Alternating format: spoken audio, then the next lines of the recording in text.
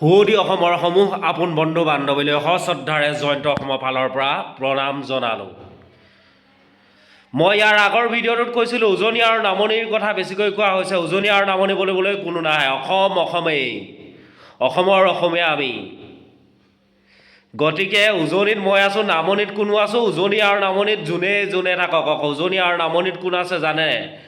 উজনি আৰু নামনিত বসবাস কৰে অসমৰ থলগিৰি জনতাই। সেয়া মনত ৰখা দৰকাৰ।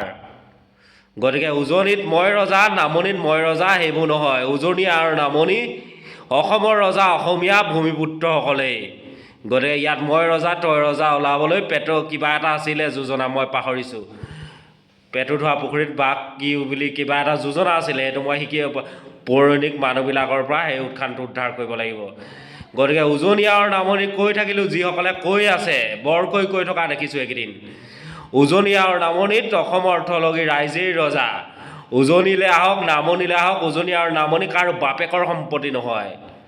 উজনি আৰু নামনি অসমৰ অসমীয়াৰ হয় আৰু অসম অসমীয়াৰ স্বাভিমানৰ স্বজাতিৰ স্বৰাজ্য হয়। গতিকে সকলোৱে মনত ৰখা উচিত, অসমীয়াৰ অক্লান্ত সৈনিক, অসমীয়া যুঁজাৰুসকল, বীৰ যুঁজাৰুসকল এতিয়াও সাৰে আছে।